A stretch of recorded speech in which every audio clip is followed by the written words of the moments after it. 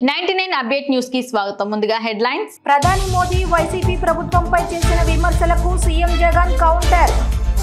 పవిత్రమైన తిరుపతిలో వైసీపీ దొంగలు పడ్డారు. తిరుమల పవిత్రతను కాపాడుకోవాలి. టీటీడీ ఉద్యోగులకు ఇచ్చిన ఇళ్ల పట్టాలపై కూడా జగన్ బొమ్మేనా. ఇక డీటెయిల్స్ చూస్తే రాజమండ్రి అనకాపల్లి సభల్లో ప్రధాని మోదీ వైసీపీ ప్రభుత్వంపై చేసిన విమర్శలకు సీఎం జగన్ కౌంటర్ ఇచ్చారు. పోలవరాన్ని చంద్రబాబు ఏటీఎంగా మార్చుకున్నారని మోదీ 2019లో విమర్శించారు. వెన్నుపోటుల్లో ఆయన నిపుణుడని, అత్యంత అవినీతిపరుడని చెప్పారు. ఇప్పుడు బాబు ఎన్డీఏలో చేరగానే ఆయన కంటే గొప్పవాడు లేడని మోదీ చెప్తున్నారు. రాజకీయాలు ఏ స్థాయికి దిగజారుకుపోయాయనే దానికి ఇదే నిదర్శనమని జగన్ మండిపడ్డారు. ఇంతగా అభివృద్ధి బాటలో మనం కనిపిస్తా ఉంటే విచిత్రం ఏమిటనంటే, నిన్న ప్రధాని మోడీ గారి సభలో చేసిన విమర్శలు చూస్తే నాకు ఒకటే అనిపించింది. రాజకీయాలలో ఇదే చంద్రబాబు, ఇదే దత్తపుత్రుడు, అటు మోడీ గారిని అప్పట్లో, అటు మోడీ గారు ఇదే చంద్రబాబు గురించి గత ఎన్నికల ముందు ఏమన్నారో ఒక్కసారి గుర్తుకు తెచ్చుకోండి అని మిమ్మల్ని అందరినీ కూడా కోరుతా ఉన్నా. పోలవరాన్ని తన ఏటీఎంగా మార్చుకున్న చంద్రబాబు గురించి, వెన్నుపోట్లు పార్టీలు మార్చడం, తిట్టిన వారిని చంకదెక్కడం వంటి విద్యల్లో బాబు నిపుణుడు, అత్యంత అవినీతిపరుడని చెప్పిన నోటితోనే ఇదే మోడీ గారు మళ్ళీ చంద్రబాబును తమ ఎన్డీఏ గూటికి వచ్చాడు కాబట్టి ఇంతకంటే గొప్పవాడు లేడు అని చెప్పి ఇవాళ చెప్తా ఉన్నాడు అని అంటే, ఒక్కసారి ఆలోచన చేయమని అడుగుతా ఉన్నా. రాజకీయాలన్నది ఏ స్థాయికి దిగజారిపోయాయో ఒక్కసారి గమనించమని అడుగుతా ఉన్నా. అంటే వారితో ఉంటే ఒకలాగా, వారితో లేకపోతే మరోలా మాటలు మారుస్తా ఉన్నారు అని అంటే, నిజంగా రాజకీయాలు ఏ స్థాయికి దిగజారిపోయాయో ఒక్కసారి గమనించమని అడుగుతా ఉన్నా. నేను అడుగుతా ఉన్నా, ఇంతకీ బాబు, దత్తపుత్రుడు, మోడీ గారు కలిసి ఆడుతా ఉన్న ఈ 2024 డ్రామాలో రాష్ట్ర ప్రజలకు వీరి హామీ ఏమిటి అని అడుగుతా ఉన్నాను. ప్రత్యేక హోదా ఇస్తామని జట్టు కట్టారా అని అడుగుతా ఉన్నాను. పోనీ స్టీల్ ప్లాంట్ ప్రైవేట్ పరం చేయము అని జట్టు కట్టారా అని అడుగుతా ఉన్నాను. అందరూ ఆలోచించండి, అందరూ ఆలోచన చేయమని అడుగుతా ఉన్నా. ప్రతి అన్నను ఆలోచన చేయమని అడుగుతా ఉన్నాను, ప్రతి అక్కను ఆలోచన చేయమని అడుగుతా ఉన్నా. మీ జగన్ ఆమోదం లేదు కాబట్టి స్టీల్ ప్లాంట్ ప్రైవేటీకరణ ఇంతవరకు కేంద్రం వెనకడుగు వేసింది. అందరూ ఆలోచన చేయమని అడుగుతా ఉన్నా. 5 సంవత్సరాలుగా స్టీల్ ప్లాంట్ ప్రైవేటీకరణ జరగలేదు అనంటే దానికి కారణం, దానికి జగన్ అనే ముఖ్యమంత్రి ఒప్పుకోలేదు కాబట్టి అది జరగలేదు అన్నది ప్రతి ఒక్కరూ కూడా ఆలోచన చేయమని కోరుతా ఉన్నా. ఈ ఎన్నికల్లో కూడా స్టీల్ ప్లాంట్ అమ్మకం ఆపేలా ఆ బాబు, ఆ దత్తపుత్రుడు, ఆ బీజేపీల కూటమిని ఓడించి నా తమ్ముడు అమర్కు ఓటు వేసి మొత్తం దేశానికి ఒక గట్టి మెసేజ్ ఇక్కడి నుంచి పంపించండి అని కోరుతా ఉన్నా. గాజువాకలో మీరు పొరపాటున టీడీపీకి ఓటు వేయటము అని అంటే దాని అర్థం ప్రైవేటైజేషన్ చేస్తానంటున్న ఎన్డీఏకు ఓటు వేయడం అంటే స్టీల్ ప్లాంట్ అమ్మకానికి మీరే ఆమోదం తెలిపినట్టు అవుతుంది అన్నది ప్రతి ఒక్కరూ కూడా గుర్తుపెట్టుకోమని కోరుతా ఉన్నా. పవిత్రమైన తిరుపతిలో వైసీపీ దొంగలు పడ్డారని చంద్రబాబు విమర్శించారు. తిరుపతిలో జరిగిన సభలో ఆయన మాట్లాడుతూ, తిరుమల పవిత్రతను కాపాడుకోవాలి. తిరుపతి వీధుల్లోనే పెరిగాను. తిరుమల శ్రీవారు నాకు పునర్జన్మనిచ్చారు. గతంలో తిరుపతిని విద్యా కేంద్రంగా చేసేందుకు కృషి చేశాం. ఇక్కడ వైసీపీకి డిపాజిట్ కూడా రాదు. మేం అధికారంలోకి రాగానే తొలి సంతకం మెగా డిఎస్సీ పైనే పెడతామని స్పష్టం చేశారు. తిరుపతిలో దొంగలు పడ్డారు. ఆ దొంగల్ని ఎదుర్కోవాలంటే ప్రజలు సిద్ధంగా ఉండాలి. ఈ తిరుపతికి వస్తే నాకెప్పుడు గుర్తొస్తుంది, ఇక్కడే పుట్టాను, ఇక్కడే పెరిగాను, ఇక్కడే చదువుకున్నాను. నా రాజకీయాలు ప్రారంభం వెంకటేశ్వర యూనివర్సిటీ నుంచి. మీ అందరి ఆశీస్సులతో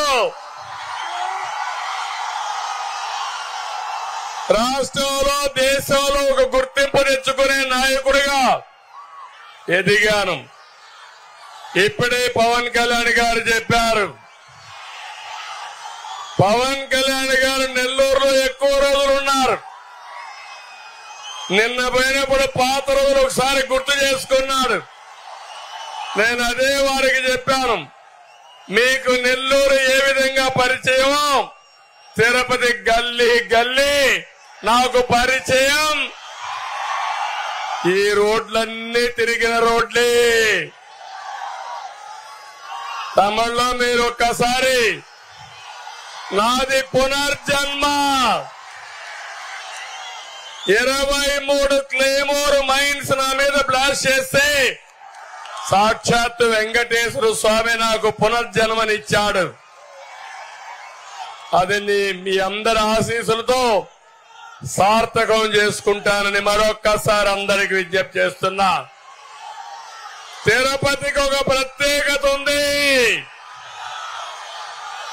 ఎన్టీ రామారావు గారు పోటీ చేసిన నియోజకవర్గం, చిరంజీవి గారు పోటీ చేసిన నియోజకవర్గం,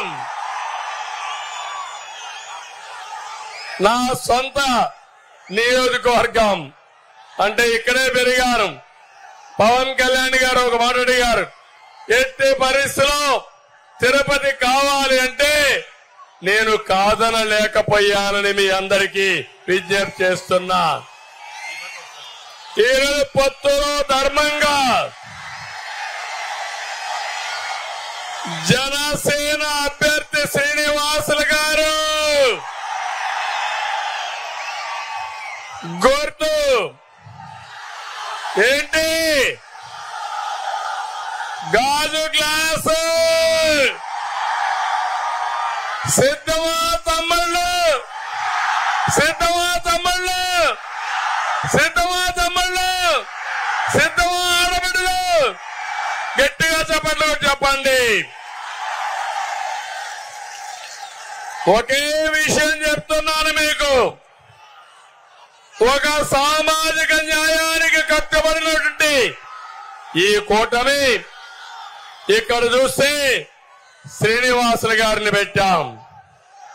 అదే వైఎస్ఆర్ కాంగ్రెస్ లో టీటీడీ చైర్మన్ ఒకప్పుడు సుబ్బారెడ్డి, ఇప్పుడు కరుణాకర్ రెడ్డి, ఈవోను చూసిన ధర్మారెడ్డి, అధికార యంత్రాంగాన్ని కూడా ఇక్కడ మున్సిపల్ మేయరు పేరుకు వెనుకబడిన వర్గాలు గాని పెత్తన ఎవరిని తమ్ముళ్ళు మిమ్మల్ని అడుగుతున్నా. డిప్యూటీ కూటమి ప్రభుత్వం అధికారంలోకి వస్తేనే వైసీపీ ఆగడాలు ఆగుతాయని పవన్ కళ్యాణ్ వెల్లడించారు. మంగళవారం సాయంత్రం తిరుపతి రోడ్ షోలో మాట్లాడిన ఆయన టీటీడీ ఉద్యోగులకు ఇచ్చిన ఇళ్ల పట్టాలపై కూడా జగన్ బొమ్మేనా, టీటీడీ పనుల్లో 10-12% కమిషన్లు తీసుకుంటున్నారు. ఈ ఎన్నికల్లో మళ్లీ గెలిచేందుకు వైసీపీ నేతలు ఇచ్చే డబ్బును తీసుకుని స్వామివారి హుండీలో వేయండి, వడ్డీ కాసులు వాడి సొమ్మును అడ్డంగా దోచుకుంటున్నారని మండిపడ్డారు.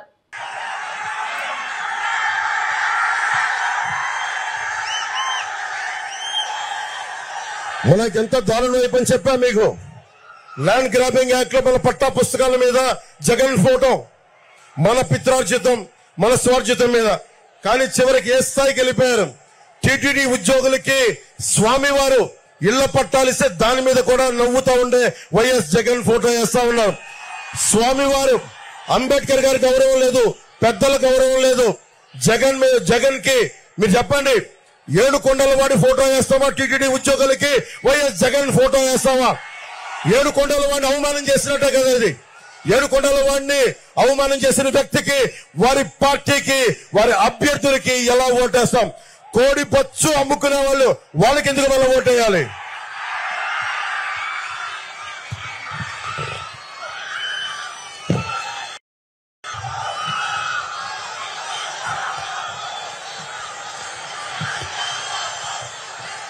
తిరుపతిలోనే గోవిందరాజు స్వామి సత్రాలు ఇంకా 40-50 సత్రాలు బాగుండే సమయంలో కూడా 200 కోట్ల రూపాయల ముడుపుల కోసం మొత్తం కూల్చేసి కొత్త కట్టడానికి చేశారు. అదే మనకు ఫీజు రీంబర్స్మెంట్లు కానీ అవకాశాలు ఏమి ఇవ్వాల. చిరంజీవి గారు వచ్చినప్పుడు దాదాపు 1000 మనకి 1600 ఇళ్లు పైగా శాంక్షన్ చేశారు 2009లో. ఈ రోజుకి ఆ రేకు షెడ్లు తిరుమలలో ఉండే ఇళ్లకి ఆయన పర్మనెంట్ గా స్లాబ్ వేయాలని రాగానే ఎమ్మెల్యేగా చేస్తే ఈ రోజుకి అది 149 ఇళ్లు మటుకే మనకి పైన ఇది వేశారు, స్లాబ్ వేశారు. రాగానే చిరంజీవి గారు ఏ ఆశయంతో చేశారో ఆ ఆశయాన్ని పూర్తి చేసి ఆ ఇళ్లన్నిటికీ స్లాబ్ వేయిస్తాం.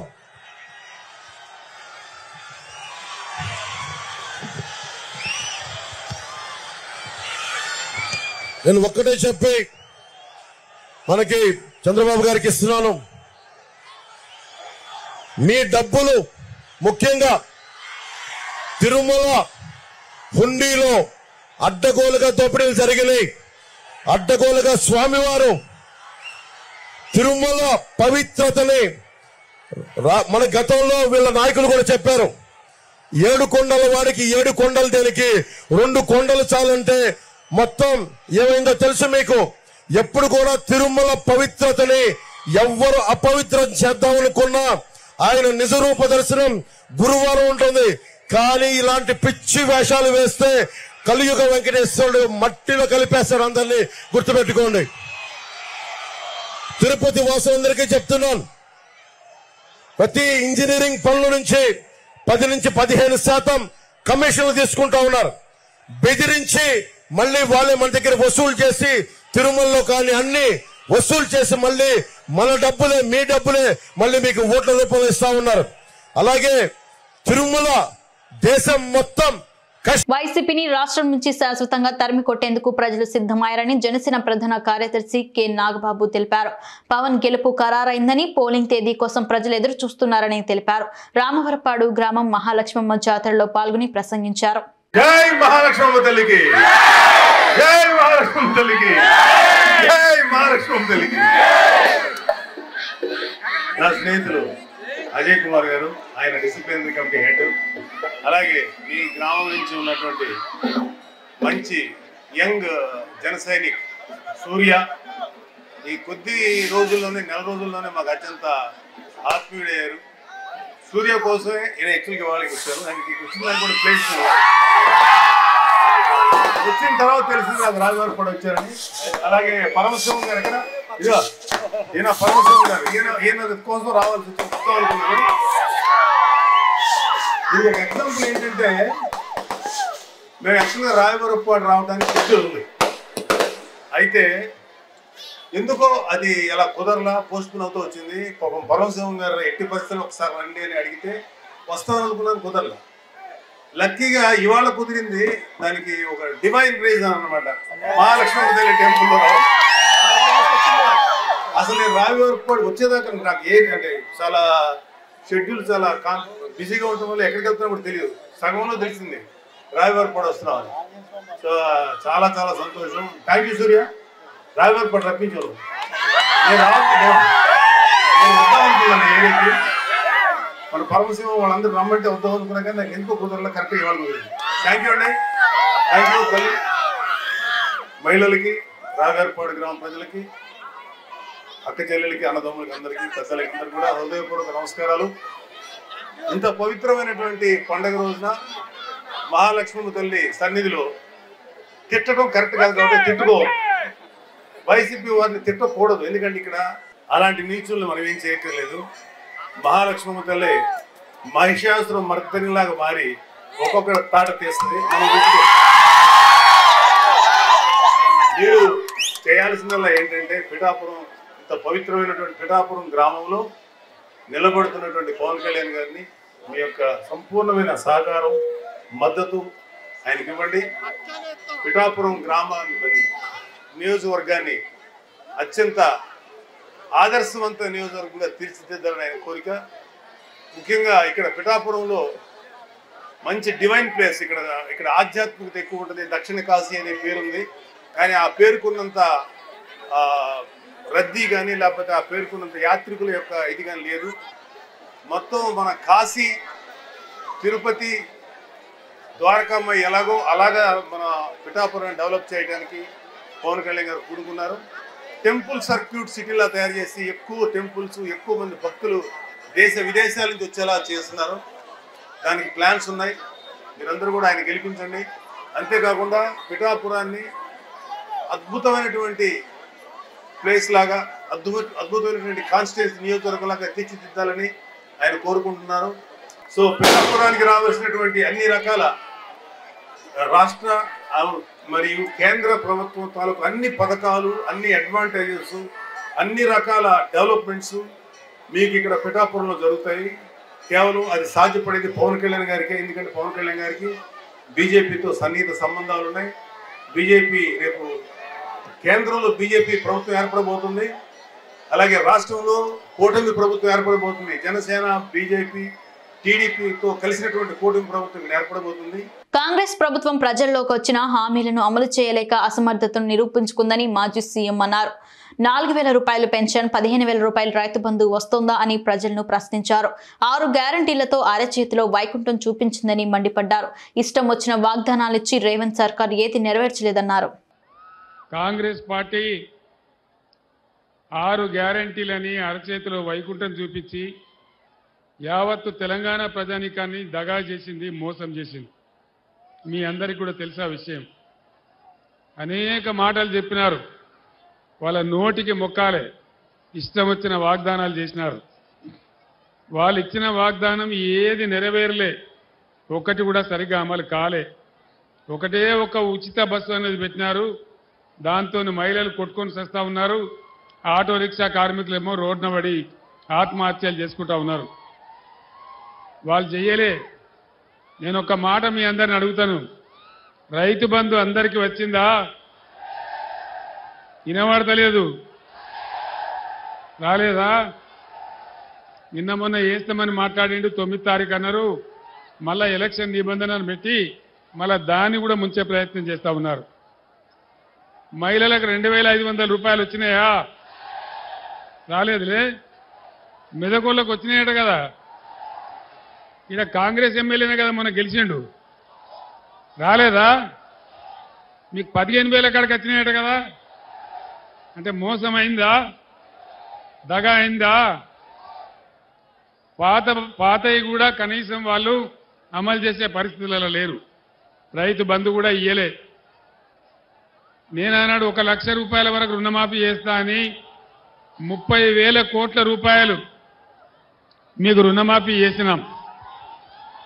ముఖ్యమంత్రి చెప్పినాడు, మీరు పరిగెత్తండి, మీరు 2 లక్షల రుణం తీసుకోండి. 2 లక్షల రుణం తీసుకుంటే మీకు డిసెంబర్ 9 తారీఖు నాడే మాఫీ చేస్తా అని చెప్పినాడు.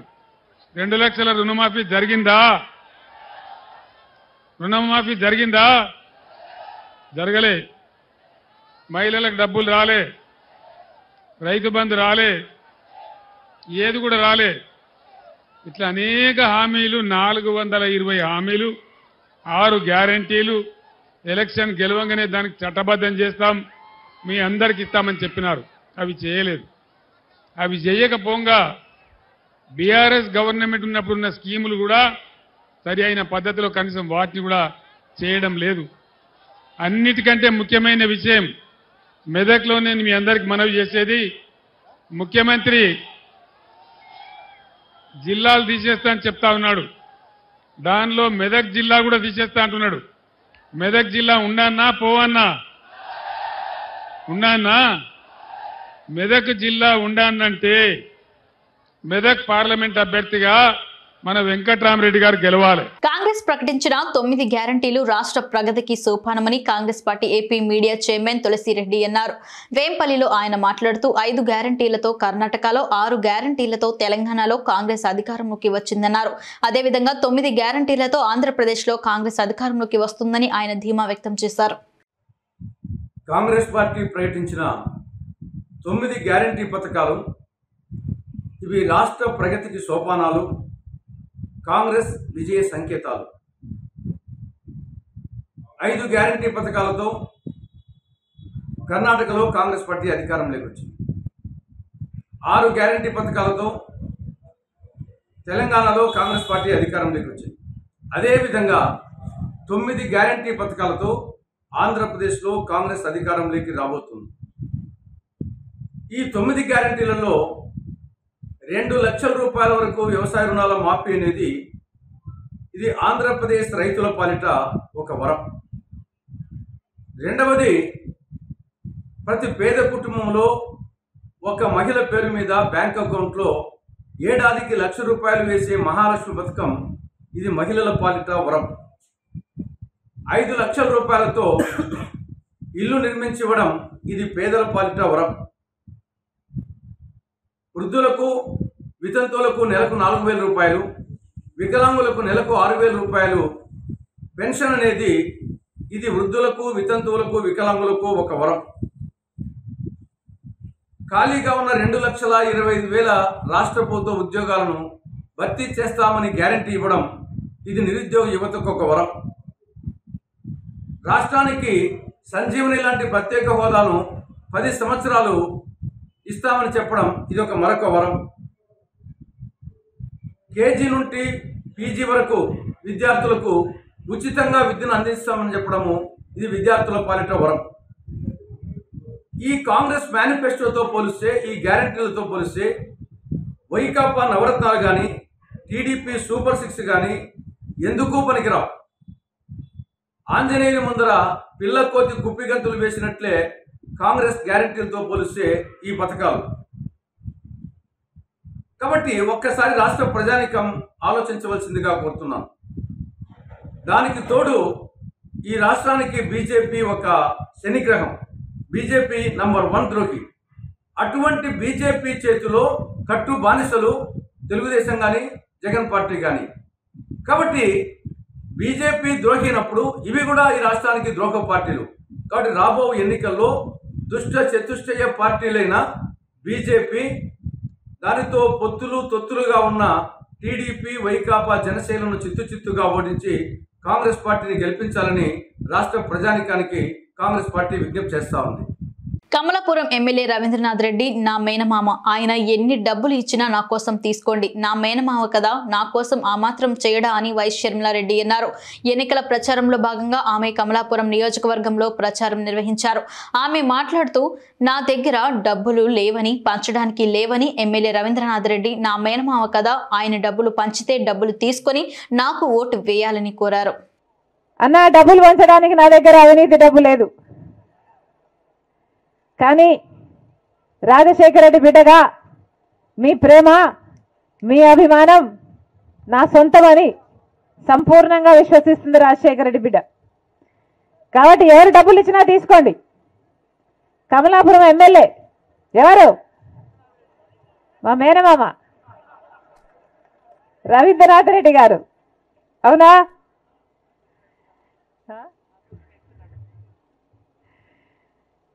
ఆయన ఇచ్చే డబ్బులు ఎవరి కోసం ఇస్తున్నాడో తెలుసా?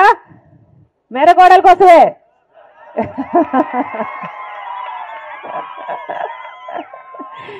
మేనమామకు ఆ మాత్రం బాధ్యత లేకపోతే ఎలానా? అవునా? సరే, గత 5 సంవత్సరాలుగా ఎమ్మెల్యే కానీ ఎంపీ కానీ ప్రజలకు ఏమైనా చేశారా? 1 ఎకరానికైనా నీళ్లు తెచ్చారా? పంట నష్టపోతే పంట నష్టపరిహారం ఇచ్చారా? మన బిడ్డలకు ఉద్యోగాలు ఇచ్చారా? ఇల్లు లేని వారికి ఇల్లు ఇచ్చారా? ఏవైనా జరిగాయా లేదా? ఒకసారి ఆలోచన చేసి ఓట్లు వేయండి. ఎంపీ గారు అవినాష్ రెడ్డి గారు కడప స్టీల్ ఫ్యాక్టరీ మనకొస్తే, వైజాగ్ స్టీల్ ఫ్యాక్టరీ మన రాష్ట్రానికి ఎట్లాంటిదో కడప స్టీల్ ఫ్యాక్టరీ మన రాయలసీమకు అట్లాంటిది. ఒక్కసారైనా అవినాష్ రెడ్డి గారు మన కడప స్టీల్ ఫ్యాక్టరీ కోసం కొట్లాడా? మీరు 2 సార్లు ఎంపీగా గెలిపించారు అవినాష్ రెడ్డి గారు, పార్లమెంటుకు పంపించారు. మరి ఒక్కసారైనా పార్లమెంటులో కడప స్టీల్ ఫ్యాక్టరీ కోసం కొట్లాడా అవినాష్ రెడ్డి గారు?